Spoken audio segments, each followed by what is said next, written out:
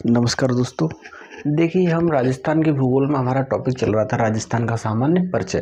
तो राजस्थान के सामान्य परिचय की बात करें तो अब तक हम लगभग 6-7 बिंदुओं पर चर्चा कर चुके हैं, जैसे कि राजस्थान का नामकरण पढ़ चुके हैं, राजस्थान का क्षेत्रफल पढ़ चुके हैं, राजस्थान की आकृति पढ़ चुके हैं, राजस्थान के अन्य देशों के साथ तुलना पढ़ चुके हैं, राजस्थान के जिलों का क्षेत्रफल पढ़ चुके हैं, राजस्थान के जिलों की आकृतियां पढ़ चुके हैं हम, और राजस्थान में एकीकरण के बाद निर्मित हुए जिलों का गठन पढ़ चुके हैं, और उसके बाद में हम संभागीय व्यवस्था पढ़ चुके हैं। तो अब तक हम लगभग 7-8 बिंदुओं पर चर्चा कर चुके हैं। इसके बाद में हम सामान्य परिचय में ही दूसरा बिंदु लेते हैं, वो लेते हैं हम राजस्थान का स्थिति एवं विस्तार। स्थिति एवं विस्तार। स्थिति एवं विस्तार। राजस्थान की स्थिति एवं विस्तार। तो राजस्थान की स्थिति एवं विस्तार को जानने से पहले आपको किन के बारे में जानकारी होनी चाहिए? अक्षांश और देशांतर के बारे में आपको पता होना चाहिए। किसके बारे में? अक्षांश और देशांतर के बारे में जानकारी होनी चाहिए। और अक्षांश और देशांतर को हम समझाने के लिए किसका सहारा लेते हैं? ग्लोब का सहारा लेते हैं।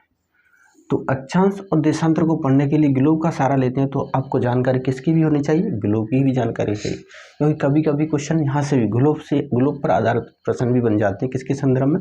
राजस्थान के संदर्भ में। तो सबसे पहले हम अध्ययन करते हैं किसका? ग्लोब का। फिर उसके बाद में अध्ययन करेंगे अक्षांश और देशांतर का। उसके बाद में राजस्थान की स्थिति देखेंगे, और उसके बाद में राजस्थान का विस्तार देखेंगे। ठीक है ना? चलिए, तो सबसे पहले हम बात करते हैं किसकी? ग्लोब की। ग्लोब।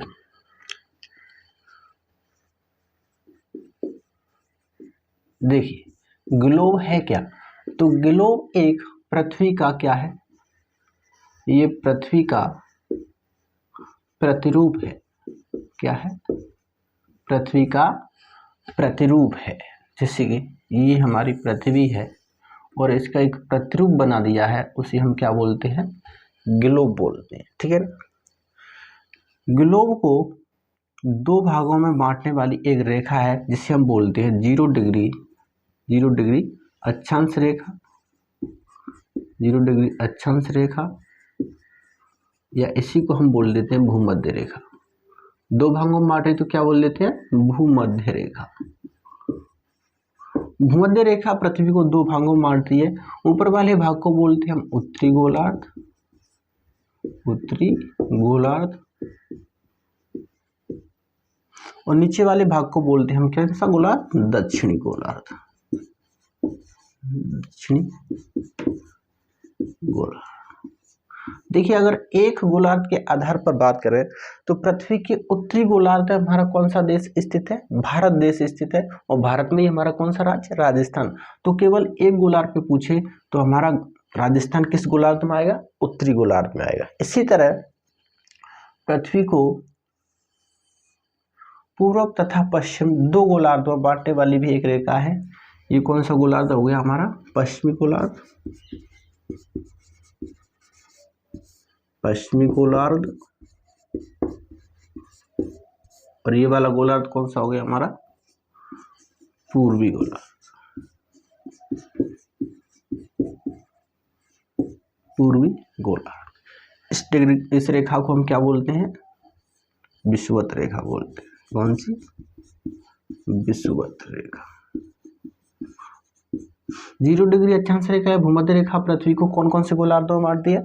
उत्तरी गोलार्ध और दक्षिणी गोलार्ध। और इसी तरह हमारी विषुवत रेखा जो है पृथ्वी को 2 गोलार्धों में बांटती है, पश्चिमी गोलार्ध और पूर्वी गोलार्ध। तो राजस्थान जो है हमारा, भारत की बात करें तो भारत जो है विषुवत रेखा के आधार पर तो किस गोलार्ध में स्थित है? पूर्वी गोलार्ध में स्थित है। और 0 डिग्री अक्षांश रेखा के आधार पर किस गोलार्ध में स्थित है? हमारा उत्तरी गोलार्ध में स्थित है। अतः राजस्थान की स्थिति किस गोलार्ध में हो जाएगी? हमारी उत्तर पूर्वी गोलार्ध में हो जाएगी। किस गोलार्ध में? उत्तर पूर्वी गोलार्ध में हो जाएगी। तो हमारा राजस्थान किस गोलार्ध में स्थित है? उत्तर पूर्वी गोलार्ध में स्थित है। इसके बाद ग्लोब पर ही कुछ और रेखाएं होती हैं।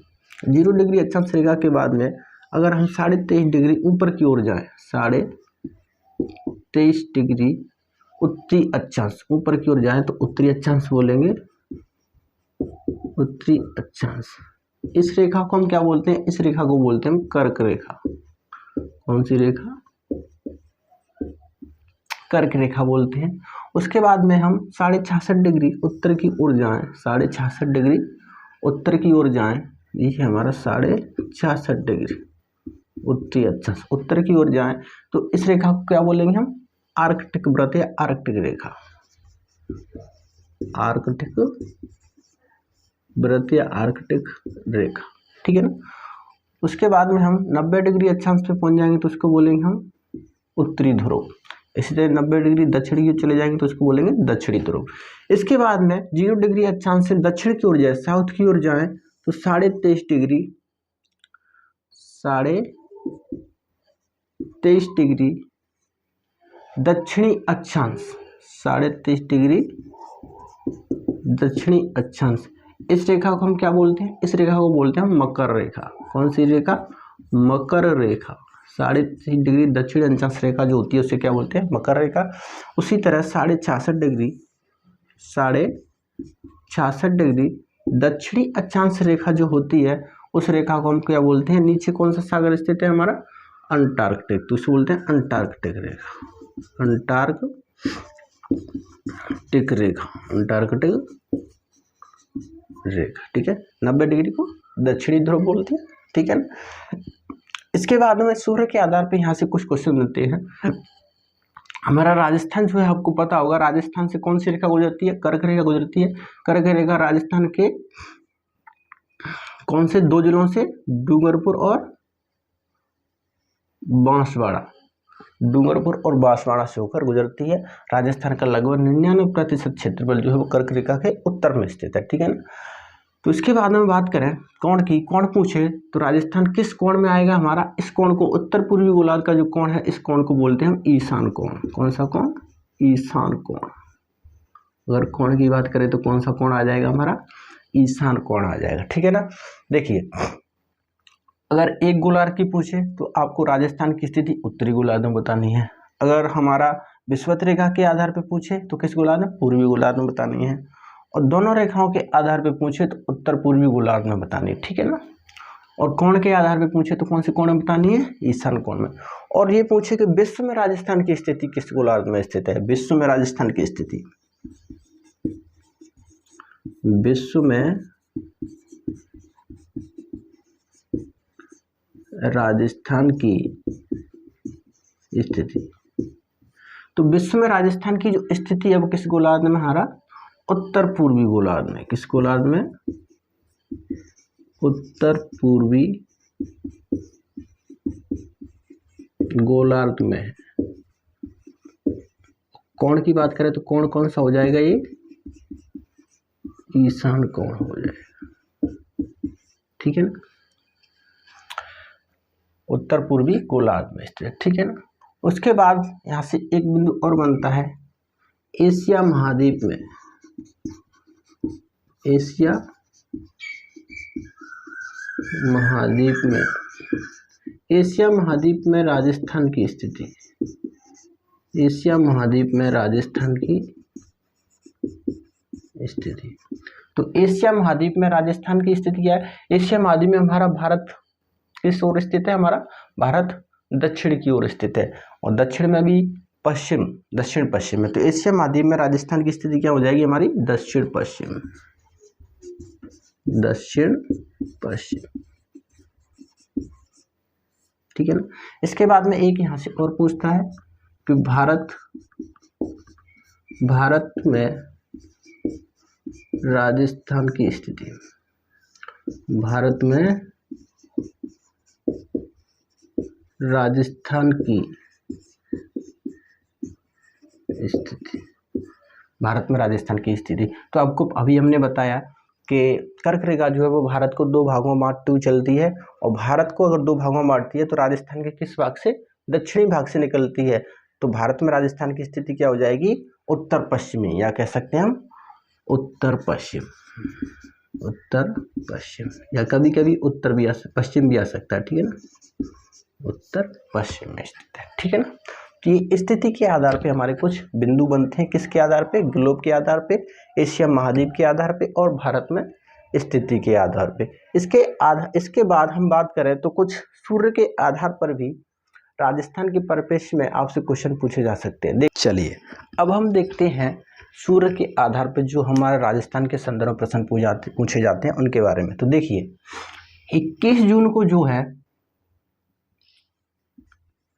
21 जून को सूर्य हमारा कर्क रेखा पे सीधा चमकता है। अगर 21 जून को सूर्य कर्क रेखा पे सीधा चमकेगा तो सूर्य की सीधी किरणें राजस्थान के किन जिलों पर पड़ेंगी? डूंगरपुर और बांसवाड़ा जिलों पर पड़ेंगी। और सूर्य की तिरछी किरणें किन जिलों पर पड़ेंगी? हमारी श्रीगंगानगर पर पड़ेंगी। ठीक है ना। चलिए उसके बाद 21 जून से सूर्य हमारा किस तरफ होता है? दक्षिणायन की ओर होता है। इधर चला जाता है जून के बाद जुलाई अगस्त और सितंबर। तो 22 सितंबर को सूर्य भूमध्य रेखा पर चला जाता है। ठीक है ना। जब सूर्य भूमध्य रेखा पर चला गया तो दिन और रात की अवधि दोनों गोलार्धों में क्या हो जाएगी? हमारी बराबर हो जाएगी। ठीक है ना। उसके बाद में फिर दक्षिणायन चला जाता है सूर्य सितंबर के बाद अक्टूबर नवंबर और दिसंबर। तो 22 दिसंबर को सूर्य जो है वो किस रेखा पर? मकर रेखा पर सीधा चमकता है। और सूर्य 22 दिसंबर को मकर रेखा पर सीधा चमकेगा तो आप समझ जाओगे कि दक्षिणी गोलार्ध में तो दिन की अवधि बढ़ जाएगी, जबकि उत्तरी गोलार्धों में दिन की अवधि छोटी हो जाएगी। ठीक है ना। दक्षिणी गोलार्धों में रात छोटी हो जाएगी और उत्तरी गोलार्ध में हमारी रात बड़ी हो जाएगी। ठीक है ना। दिसंबर के बाद में मार्च 23 मार्च को सूर्य जो है वो वापस भूमध्य रेखा पे आ जाता है और 23 मार्च के बाद फिर 21 जून को वापस कर्क रेखा पे आ जाता है। तो इस तरह से ये सूर्य का चक्र चलता रहता है। ठीक है ना। तो आपसे यहाँ से क्वेश्चन ये पूछे जा सकते हैं 21 जून को उत्तरी गोलार्ध में दिन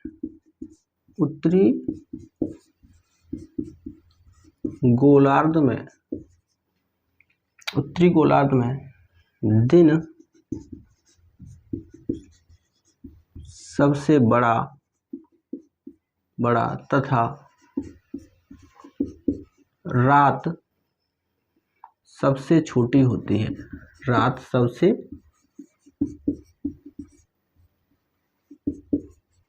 छोटी होती है। 21 जून को उत्तरी गोलार्ध में दिन सबसे बड़ा तथा रात सबसे छोटी होती है। ठीक है ना। उसके बाद हम बात करें 21 जून को उत्तरी गोलार्ध में अगर दिन सबसे बड़ा तथा रात सबसे छोटी है तो दक्षिणी गोलार्ध में क्या हो जाएगा? दिन सबसे छोटा हो जाएगा और हमारी रात सबसे बड़ी हो जाएगी। तथा इसी में लिख लो जबकि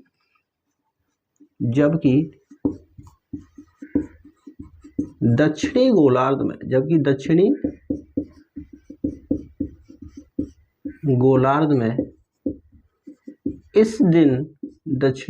में इस दिन रात सबसे बड़ी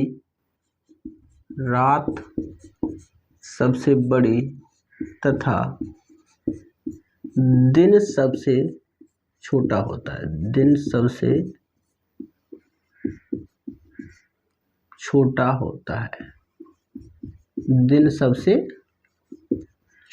है। ठीक है। उसके बाद हम देखें 23 मार्च और 22 दिसंबर। 23 मार्च और 22 सितंबर। 23 मार्च और 22 सितंबर को सूर्य क्या है? भूमध्य रेखा पे सीधा चमक रहा है। और 23 मार्च और 22 सितंबर को सूर्य अगर भूमध्य रेखा पे सीधा चमकेगा तो क्या होगा? दोनों गोलार्धों में दिन और रात की अवधि कैसी हो जाएगी? बराबर हो जाएगी। तो 23 मार्च और 22 सितंबर दो ऐसे दिन हैं जिस दिन दोनों गोलार्धों में या ऐसे क्या पृथ्वी पर दिन और रात की अवधि कैसी होती है? बराबर होती है। तो 23 मार्च और 22 सितंबर को पृथ्वी पर दिन और रात की अवधि, दिन और रात की अवधि बराबर होती है। दिन और रात की अवधि बराबर होती है। दिन और रात की अवधि कैसी होती है हमारी? बराबर होती है। इसके बाद में अगला बिंदु आता है हमारा 22 दिसंबर।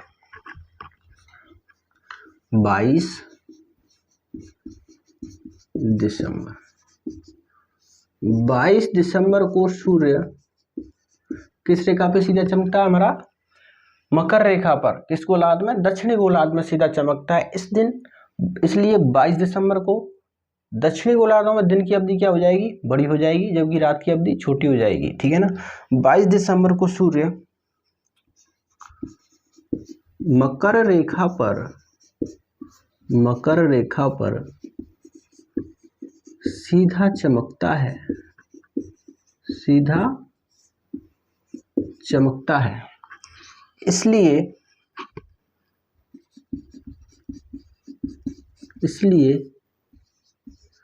22 दिसंबर को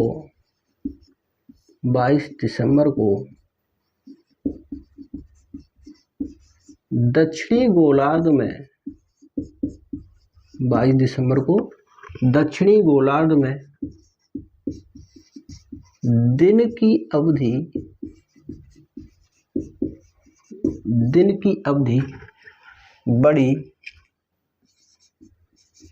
अवधि बड़ी तथा रातें छोटी हो जाती हैं। दिन की अवधि बड़ी तथा रातें छोटी हो जाती हैं। दिन की अवधि बड़ी तथा रातें कैसी हो जाती हैं? छोटी हो जाती हैं। जबकि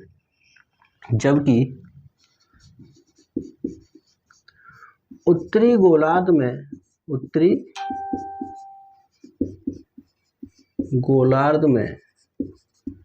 इस दिन